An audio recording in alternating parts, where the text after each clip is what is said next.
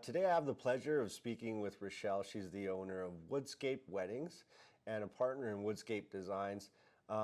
Great little company. They've just started things out fairly recently. They specialize in doing wedding arches and doing custom-made wood products like charcuterie boards and desks and tables and all kinds of cool wood products. So I really recommend you check them out. Wait till the end of the video for details on how you can contact them.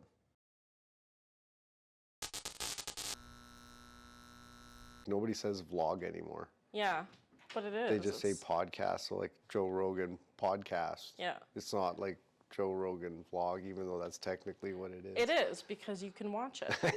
Whereas to me, I thought podcast was just like listening to it, but now everyone's like, oh, for those of you watching, I'm like, and then it's on YouTube too at that point. I'm like, that's not a podcast. I know. I feel like that about, well, I'll save some for that, but like audiobooks.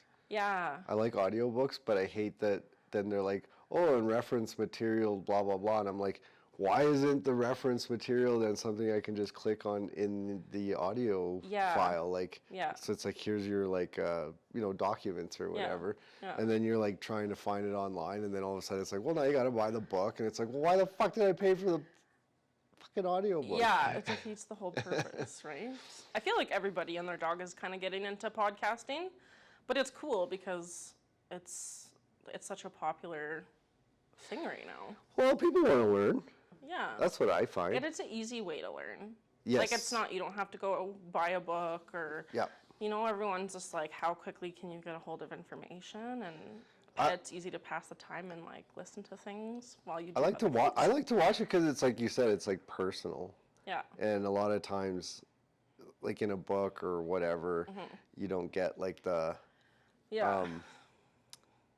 Just the way that someone can ask a certain question or talk. Like I've seen certain speakers that like have done their own podcast and then they'll be on somebody else's podcast. And like when they're on somebody else's podcast, it feels really cool and unique because like they're actually getting asked like way different like questions than them being kind of in the role. Anyway, lots of fun stuff. Yeah, I always, when I'm listening to podcasts that I know are also like viewable, I'm always like a little jealous that I'm like not watching it. But I'm usually listening to podcasts when I'm doing things, so I don't necessarily, like I can't watch a podcast while I work technically. Right. So, but it's easy enough to listen, so. So share with me a little bit about your business. Well, I guess we started thinking about doing our own thing back in 2021. Yeah. So it was like a year into the pandemic, and me and hubby were looking at trying to make a little bit of extra income. Yeah. He was more so the focus when it came to our business, and my part was just kind of more of a fun thing. But we just didn't really know how to approach it. So, of course, we actually came to you guys with sort of this vision of what we wanted to do with his side of the business and our side of the business. And I knew I wanted to continue working full time. I just wanted something that was going to earn us a little bit of extra income and have it be easier. So like maybe some work startup wise, but not so much work that I had to continually put in money and time into this business. And me and my husband, or my boyfriend at the time, we're starting to think about marriage and weddings. I know, it's been a couple years. And so I kind of already had my mind on weddings. Yeah. And so I was thinking and doing some research about the different rental opportunities in Lethbridge, and I just saw a bit of a niche. Yeah. There's only a couple like bigger rental companies in Lethbridge. Like wedding rentals or? Yeah. And so I was looking at their pricing and just like trying to price out my own wedding, and I'm like, man, this is really expensive. It adds up really fast. And so I thought, well, the old adage, just stay on budget. It's like, what budget? That's exactly it. And like we had a budget in mind, and I'm like, there's no way I'm going to be able to rent everything that we want for our wedding and stay within budget. And so I'm like, how can I use my husband's, or I guess at the time, my boyfriend's skills? And so I thought, what about wedding arches? Yeah. Like, pretty well everybody uses them. Yeah. And there's not a lot of different options in Lethbridge as far as arches go. There's like traditional or like the ones that are used over and over and over again, like the metal, take apart, put together ones, where you really got to dress them up. I didn't know that. Yeah, and so for my own wedding, that I knew was going to happen eventually. Again, I wasn't engaged at the time, but I wanted something that was like rustic and kind of outdoorsy, and I feel like that's sort of a trend we're in right now, is to be like it's natural. Yeah, natural. Natural, like, but like, like you say. Barnwoody and like really unique arches. And so I kind of, like I said, I did some research, and I was looking at some of the trends that were on Pinterest and social media, and I noticed a lot of like bohemian type styles, like mountainscape, lots of triangles and like cool shapes like hexagons. Ooh. And so I started to look into that, and I was talking to Nathan, and I asked him, like, do you think you could build me some Here's some complex shapes, do this. Yeah, and so he's like, okay, like, you know, I can use these products or whatever. And I thought, like, what would make it even better? Like, let's use authentic barnwood. Yeah. So my grandma has a farm that she no longer lives at. Oh.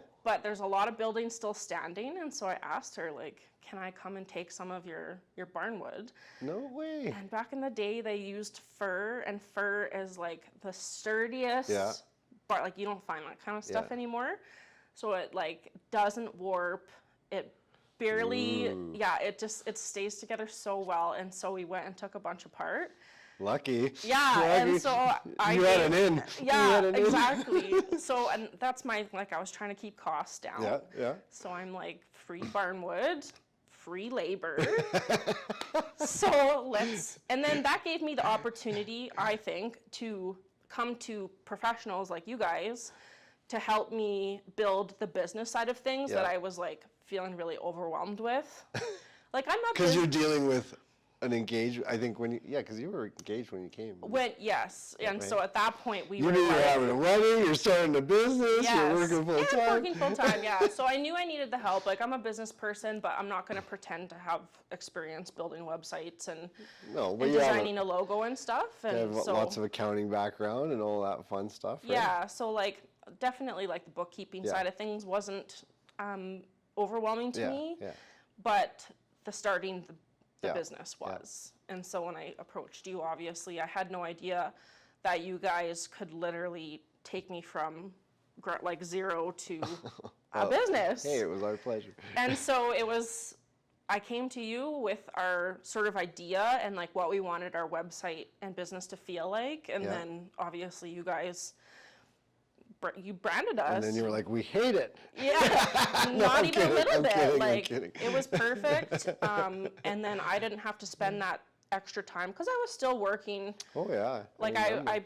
did a business report, and I did research, and I was up late every night, but that really saved me a lot of time. And then we were able to get going with our business that much faster. So is that where your idea came, though, is from, like, the fact you knew you were going to get married, but also because you saw what Nathan could do? Or like, where did your idea generally come from? Like, honestly, it is a combination of I knew I wanted to utilize Nathan somehow and his skills, and I thought about, like, I kind of dabbled a little bit in like the whole rental side of things, like linens and decor and candles. And I knew if I took a step in that direction, that was going to have to be a full-time thing. Like, I was going to have to quit my job and be like, hey, I'm committing to this. Yeah.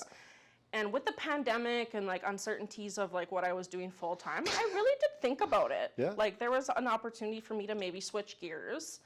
And so I just said, like, I'm going to go with the flow. If it kind of turns into something bigger than it does. And I got an opportunity to work for my employer now, which is full-time tax consulting firm out of Grand Prairie, which I love. Yeah. So I think things have worked out so that my side of the business can just be part-time, low-key, just rent those arches and have to not do like the whole rental side of things. Well, as far as and you don't always have to go like all in everything that you do, right? Maybe this is something that I do when I get a little bit older and want to slow down, or No, but I admire that. Like, I think it's cool that you're like trying to, not, I shouldn't say trying, but that you're doing something about it, and that you're like, you're still passionate about it, even though at the end, like, even though you're working full time, like you still have something that like you're putting some energy into that. And I definitely help Nathan with his side of the business too. So like our business itself, Woodscaped, he's Woodscaped Designs, whereas I'm Woodscaped Weddings. Right. So we've kind of got these two venues, and I definitely work for both of us and do the business side of things for both.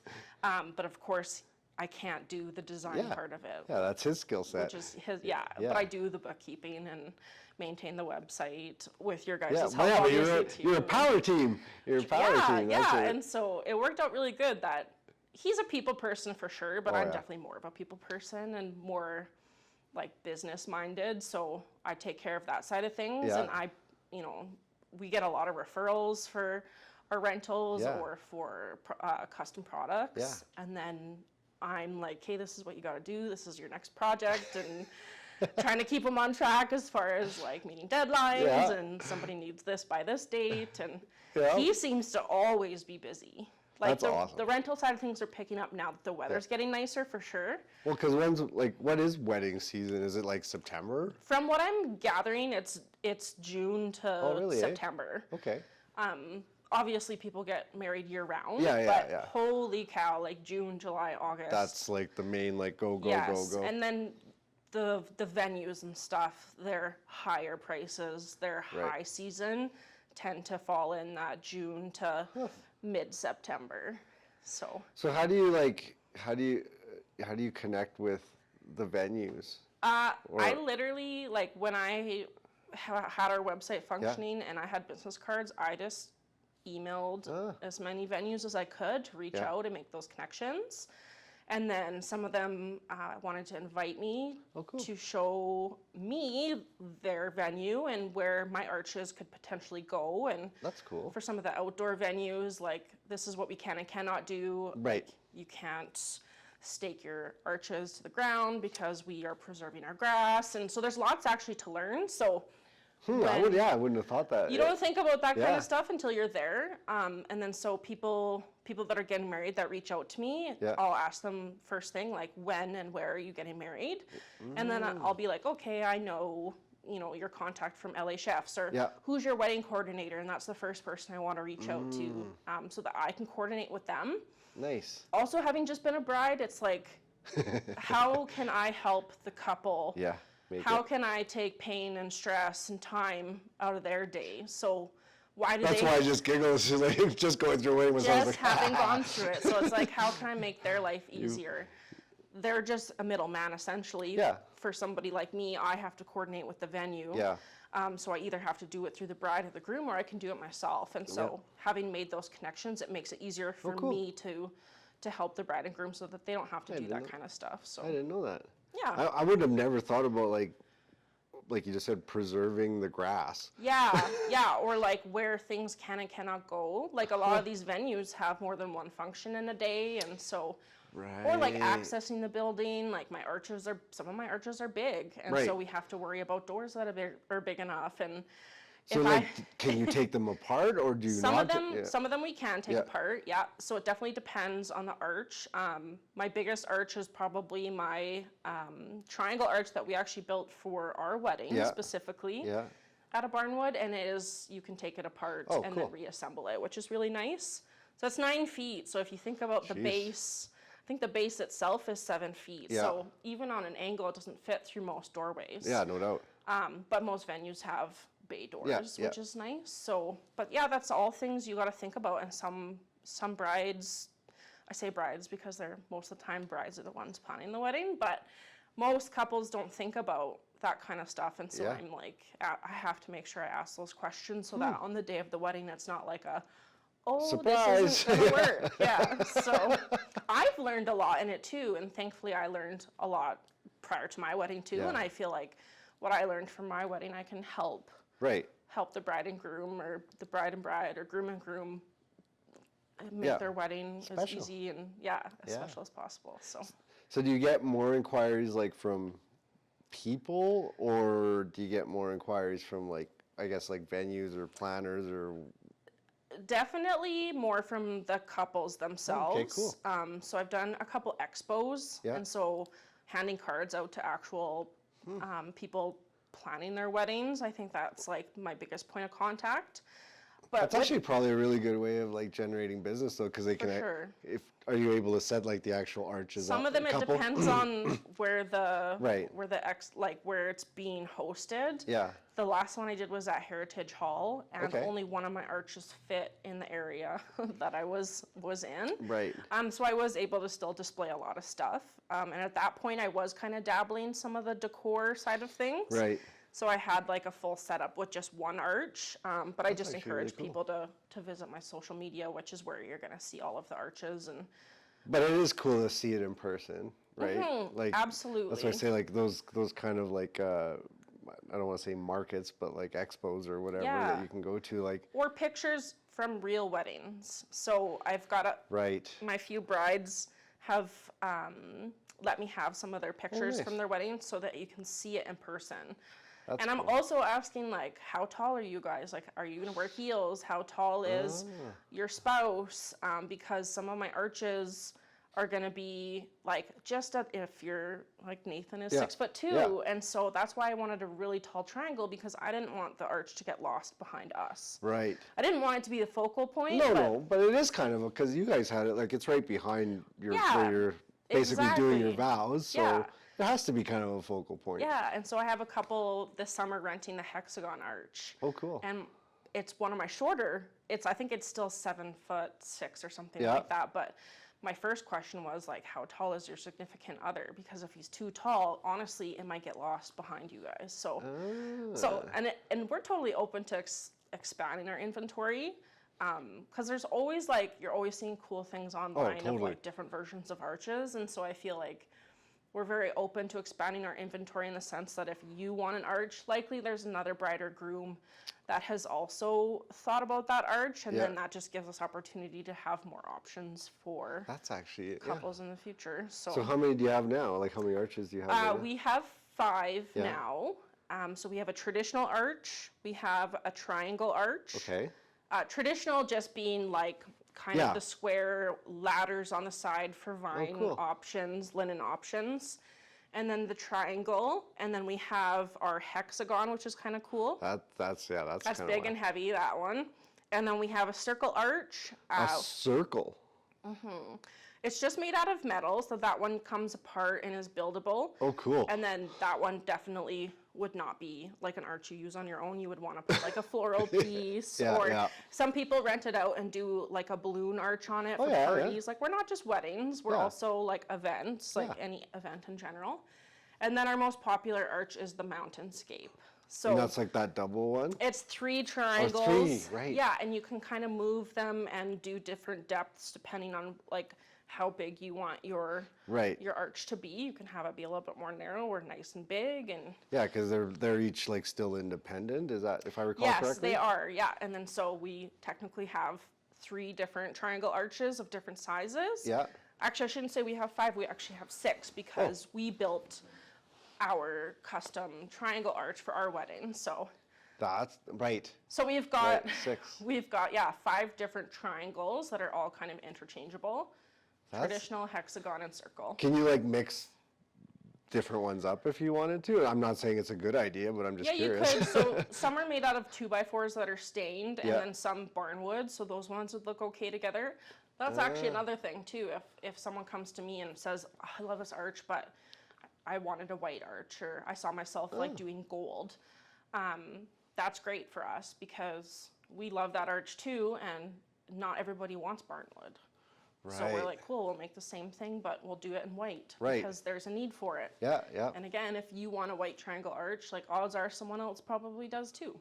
Well, it helps add to your like, little by little, you're building out like an inventory system, if you will, of different styles and colors. Versus doing it all at the get-go, and for sure.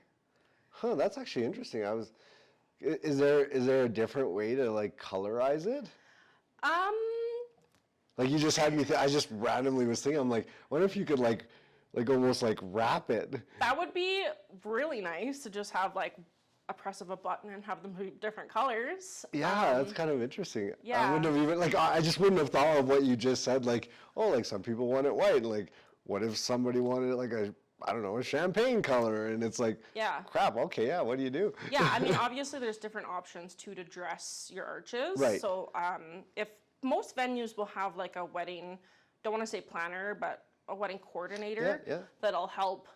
And I always recommend everybody find at least a coordinator at the venue, which most venues do, to kind of just help you make your dream like come into fruition in their environment. So you can use linens, you can use tulle, flowers. I've seen macrame hung from arches. Like cool. there's all sorts of things that you can do to like make your arch. Lights, all kinds of stuff, Yeah, I'm sure. exactly. To make your arch your own. That's pretty wild. Yeah.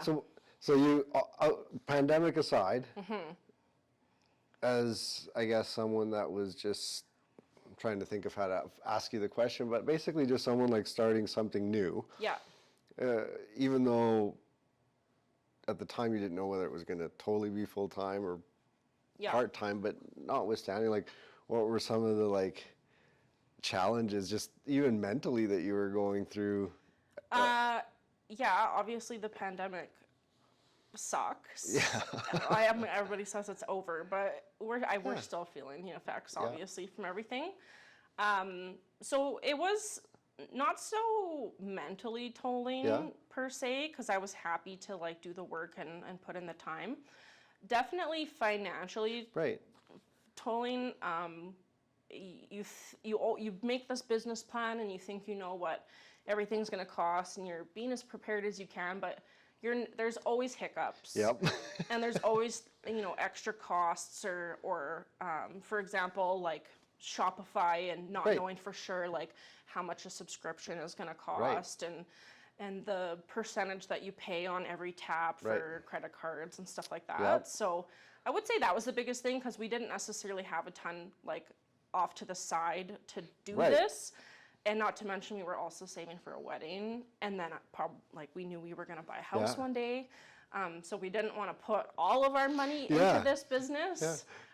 So that was probably the biggest stressor, I would say, would be the financial side of it, but just to be prepared for hiccups. Well, there's so many unknowns, right? There's always going to be those. I think if in any case, it's like owning a house too. You walk into a house that's just been built, and you think there's not going to be any issues, but there always is. And there's always those costs a few months later that you didn't anticipate, but it is what it is. We just did that with internet here. Yeah. Like, seriously, it's stupidest, like in my opinion, stupidest thing, but we've been here in this office since 2015. All of our computers are wireless, blah, blah, blah, right? Yeah. And never had a problem, like never any issues with internet, never any issues with nothing. Yeah. It was all fine. And then all of a sudden, we had to get a bigger like storage unit for our files. So I go get it. Like, I'm not a tech guy, right? Like, not in that sense. I'm not an IT guy, let's call it. So we go and get this storage unit, hook it up. Network can't find it. You can't hook up to it. So I'm like trying to do some digging online, and it's like, oh, well, the router that you have is no longer, has no longer software updates. It's no longer compatible. So I go and buy one, at London Drugs, and off I go. And then someone's getting kicked off the internet. The next person's getting kicked off. Like, just like problem after problem. I'm like, why is this so silly? Like, we've never had an issue before. And then lo and behold, like literally yesterday we got it all fixed. It's $5,000. Yeah. For internet. For internet. Well, I shouldn't say just for internet, but storage too. But I mean, like. Yeah. But it's just like funny how like. For a signal in the air and just to save things in the cloud or wherever. Yeah. And so it's just like those little things where you're just sitting there going like, I didn't want to spend that money, but like you kind of had no choice, and you learned as like, oh, that's now something that is something I have to deal with. The expenses.